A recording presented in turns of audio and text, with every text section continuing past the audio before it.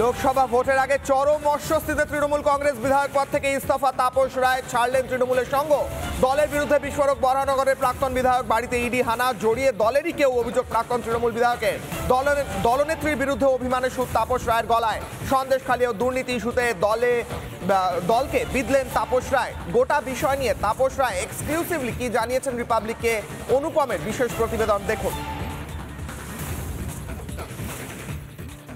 সদ্য বিধানসভা থেকে পদত্যাগ করেছেন তাপস রায়। এই মুহূর্তে তিনি আমার সাথে রয়েছেন, বরাহনগরের বিধায়ক, এই মুহূর্তে বউবাজারে বাড়িতে রয়েছেন। তাপসদা, আপনি দল ছেড়েছেন, পদত্যাগ করেছেন, সব ঠিক আছে, কিন্তু যে প্রশ্নটা স্পেসিফিক আপনার কাছে জানতে চাইবো সেটা হচ্ছে যে আপনি সন্দেশখালীর ঘটনা চাক্ষুষ করেছেন, বকটুই চাক্ষুষ করেছেন।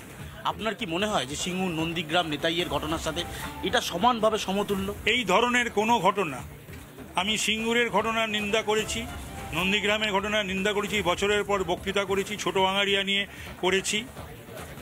আমি বকটুয়ের ঘটনারও আমি নিন্দা করি, আমি সন্দেশখালীর ঘটনা আমি নিন্দা করি। এই ধরনের কোনো ঘটনা বাংলার মানুষ বরদাস্ত করে না, মেনে নেয় না, সেটা কাটিং অ্যাক্রস পার্টি লাইন। এই যে সন্দেশখালীতে বিরোধীদের ঢুকতে দেওয়া হচ্ছে না, তাদের মানুষের কথা শুনতে দেওয়া হচ্ছে না, আজকের দিনে দাঁড়িয়ে তাপস রায় কি বলবেন? বিরোধীদের ঠিক নয়, এগুলো ঠিক নয়।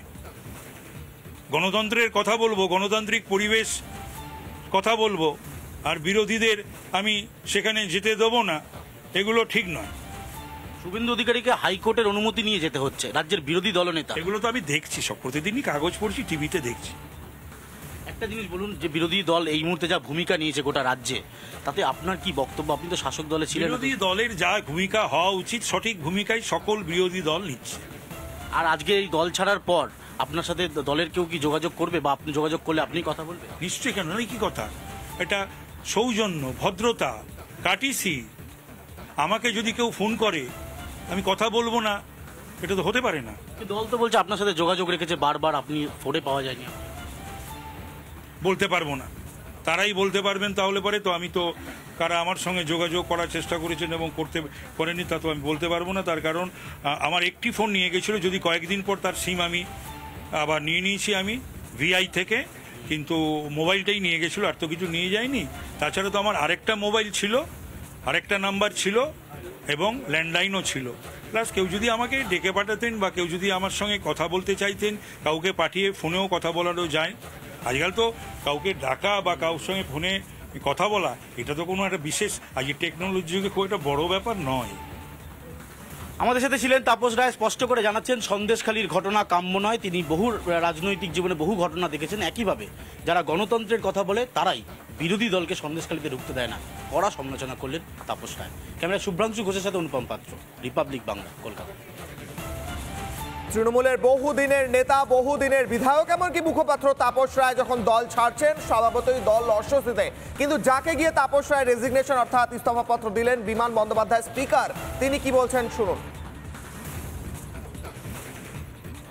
তাপস রায় মাননীয় সদস্য পশ্চিমবঙ্গ বিধানসভা, তিনি আমার কাছে আজকে এসেছিলেন। একটা রেজিগনেশন লেটার তিনি আমার অফিসিয়ালি অফিসে জমা দিয়েছেন। সেই resignation letter is under my examination. আমি কালকে এটাতে অর্ডার পাস করে দেবো। মানে এখনো গ্রহণ করা হলে এটা বলা যাবে না? Naturally it is under my examination. খুব খারাপ লাগছে তাপস রায় পদত্যাগ করছেন, ওনার ব্যক্তিগত ব্যাপার, এই ব্যাপারে আমার মন্তব্য করার কিছু নয়।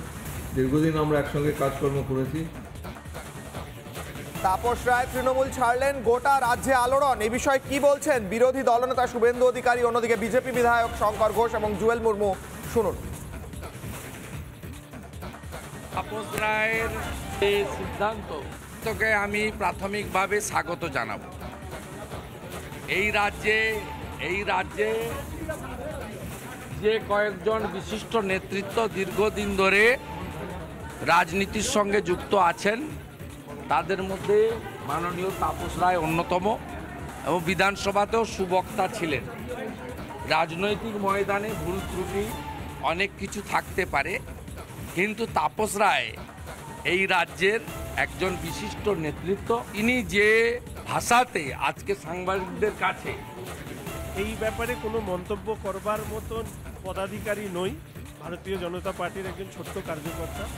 আমি শুধু এইটুকু বলতে পারি যে আমাদের একটি নির্দিষ্ট টিম আছে, এই ধরনের বড় মাপের রাজনীতিবিদ, তারা যদি যোগদান করেন তাহলে তাদের সম্পর্কে কথাবার্তা বলার অধিকারী একমাত্র তারাই। তাপসবাবুর সম্পর্কে তারাই মন্তব্য করবে। তবে আমি এইটুকু মনে করি যে তাপসবাবুদের মতন সিনিয়র পলিটিশিয়ানরা যে কোনো রাজনৈতিক দলের কাছে নিশ্চিতভাবে আমি বলবো ফেদার অন দ্য ক্যাপ, তারা ভালো হতে পারেন তাদের সংগঠনের পক্ষে, রাজনীতির পক্ষে। নতুন গল্প নয়, তাদের মধ্যে যে সাংসদের মধ্যে ওদের মধ্যে আগে থেকে যে গন্ডগোল তাদের মধ্যে কে বেশি কে কম, যে ও হয়তো তা সহ্য করতে পারছে না, সেখানে দলের মধ্যে সহ্য করতে পারছে না, তার জন্য তিনি ইঙ্গিতও দিয়েছিলেন। আগে তিনি ইঙ্গিতও দিয়েছিলেন, তারা কিন্তু জানে স্বয়ং। আর আজকে তিনি ইস্তফা দিবে এটা তো আগে থেকে একটা দিয়েছিলেন, অন্য জায়গায় যেতে পারে, তার ইচ্ছা। বিজেপির বক্তব্য শুনলাম নিয়ে, কিন্তু কি বলছে তৃণমূল, কি বলছেন তৃণমূল সাংসদ কল্যাণ বন্দ্যোপাধ্যায়, তৃণমূল নেতা সাংসদ, শুনুন। একটা পলিটিক্যাল অপরচুনিস্ট পারসন, সুযোগ সন্ধানী, রাজনীতিতে সুযোগ সন্ধানী। এখন ওর শখ হয়েছে, ও ভাবে যে উত্তর কলকাতা থেকে সিট দিয়ে দাঁড়াবে, ওকে তৃণমূল কংগ্রেস টিকিট দেবে, ও বিভিন্ন রকমের প্রেশার ক্রিয়েট করেছিল, সেটাও জানে যে ও আর পাবে না, তাই জন্য ও চলে গেছে, এখন বিজেপিতে টিকিট পাওয়ার জন্য গেছে, হেরে ভূত হয়ে চলে যাবে। শুভেন্দু অধিকারী যায়নি কি, রাজীব ব্যানার্জিরা যায়নি কি, তেমনি এও গেছে, যাক না, কি এসে যাচ্ছে। আমি দিদির কাছে রিকোয়েস্ট করবো, এই সব যারা যাচ্ছে তারা যখন হেরে যাবে দলে যেন আর তাদেরকে ফিরিয়ে নিয়ে আসে, এটাই আমার একটা বক্তব্য। অনেকের বাড়িতে ইডি রেড করেছে, তাদের সবাইকে বলতে হবে নাকি? আচ্ছা, ওই ইডি থেকে বাঁচার জন্যই তো গেছে এখন বিজেপিতে, নিশ্চয়ই কিছু করেছে। শুভেন্দু অধিকারীর সঙ্গে যোগাযোগ ছিল, দলে দলে সমস্ত যোগাযোগ রয়েছে।